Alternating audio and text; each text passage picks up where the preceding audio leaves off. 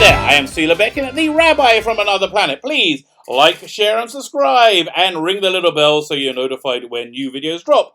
And last night I was sitting, innocently enough, watching the Season 10 Doctor Who Blu-ray, Season 10 of the classic series, this one.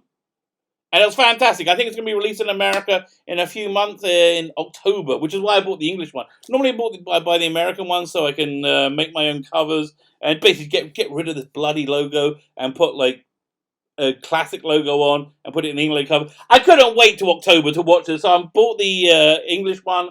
I'm going to buy a DVD box to put it in when I make my own cover for it. But I digress. It's a great set. It's a fantastic set. I recommend you go out and buy it right now. And one of the best features on it is they have a great documentary. It's about an hour and a half long, called Doctor Who and the Third Man, which, amongst other things, has Stephen Moffat and Mark Gatiss in it, discussing the Third Doctor. And at one point, Moffat says this, and I nearly fell off my chair as he said it. The Doctor has to, because this is a mass appeal show, has to appeal to all sides of the argument. You can't just be the left-wing show or the right-wing show. You can't. You've got to appeal to everything. What a ringing indictment of Season 11. Now, I don't know when this interview was filmed. It looks like summer to me, which will probably make it summer 2018. So I think this is prior to Season 11 airing, and it really just not doing very well. And please, if you're a fan of it, it didn't do very well. It lost half its viewers. Yeah, most of the fan audience don't like it. I would say that rather than saying the reason people didn't like it was because the Doctor was played by a woman, I think the only reason anybody says they liked it is because the Doctor was played by a woman. I was actually looking forward to the series. I thought it would be good. I was excited to see what they do, and they just produced, I think, dross. And I think, this quote from Moffat is, and how they ignored it completely and how they went against it, gives us real profound insight into where and how everything went wrong. I'm going to put the full clip at the end so you can hear it in context, which is really interesting in general. And I don't want to, I can't stand it when people take things out of context to prove their point. So I'm going to put the full clip at the end. But please, go and buy the Blu-ray. It's really, really worth it. I very much recommend it. So, what I think Chibnall has done is weirdly what all bullies and abusers have done throughout history, which is to feel a deep sense of fear and a lack of control, and sort of grasp for an artificial sense of control, which normally comes through abusing others. Expressing one's power over another makes one feel powerful. And I would say that's the core of what the Doctor has always railed against and fought against. And it's a battle to a great extent that defines the Doctor. And this battle is one that I think Whittaker's Doctor finds her on the wrong side of now. And I think it's really the core of why it so utterly failed. I don't think the effects of the Brexit or the Trump votes can be understated on people like Chibnall or probably Whittaker. I'm talking about Chibnall mainly.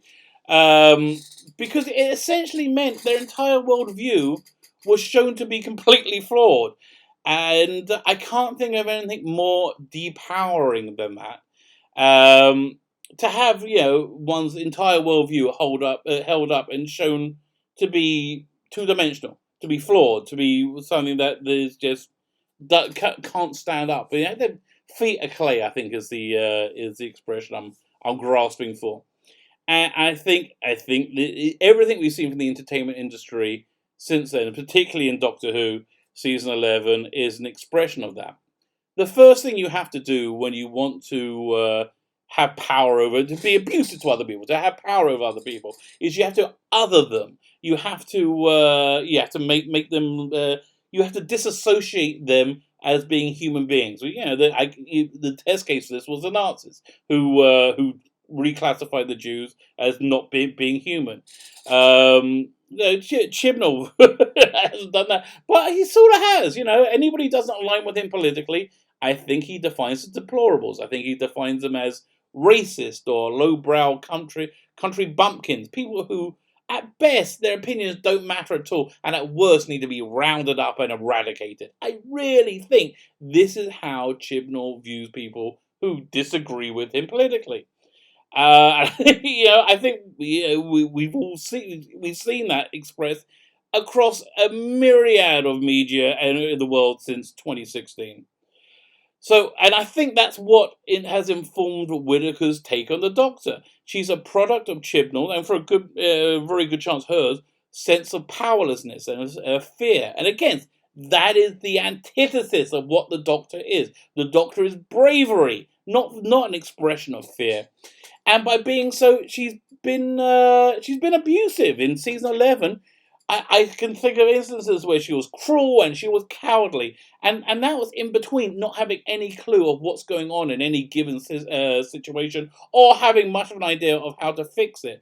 And really, like that last episode with the Dalek, it took her a gang of like 10 people to deal with one lone Dalek and a microwave, to be able to deal with it.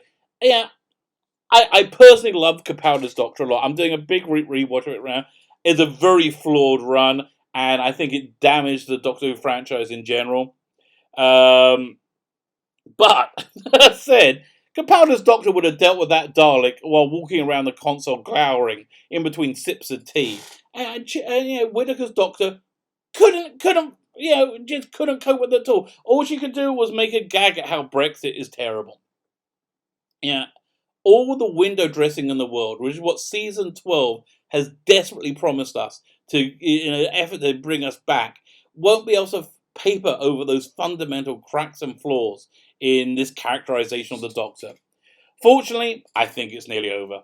We have 10 or 11 more episodes of this dross, and that logo, which I was so excited about, that initial teaser with you saw the logo in close up in the TARDIS just flying through it, was fantastic. It was it had the promise of excitement and adventure, and it was feminine. Yeah, it was fantastic, and it so failed to deliver, which is why I'm trying to scrub that logo from everything. And I'm so annoyed they're putting that logo on everything, because you know what? After these 10 or 11 episodes, that logo is going to be gone. It's going to be forgotten forever. It's not going to be mourned. It's not going to be lost. 20 years from now, it's going to be an embarrassing memory, like Mel gasping about a megabyte modem. If you see the Trial of Time Lord, that's next Blu-ray coming out. That's what the Valiar, the villain of that thing, that was his big plan, was to make a megabyte modem, which we know is something that we have in our phones nowadays. Or Martin Clunes, who was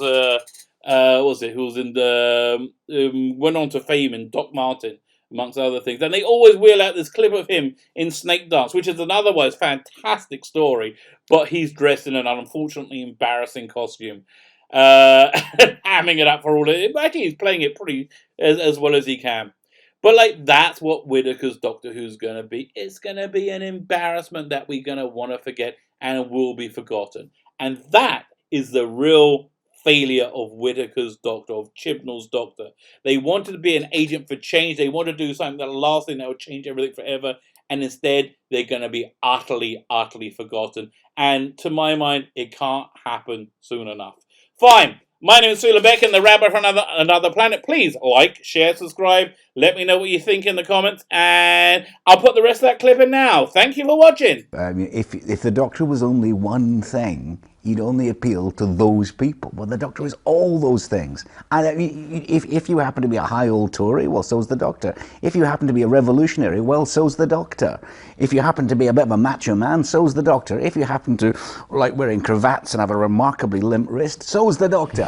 He's all those things at once. What's wrong with that? That's absorbing all the best values of everything and making them into one person. The Doctor has to, because this is a mass appeal show, has to appeal to all sides of the argument. You can't just be the left-wing show or the right-wing show. You can't. You've got to appeal to everything. So the Doctor is simultaneously a complete pacifist, absolutely against war, and works for a military organization. The Doctor is a habitual revolutionary who's very clear that he's in charge. He can style himself a man of the people all he wants in his sort of hippie John Pertwee way, but he is really expecting someone to get him tea.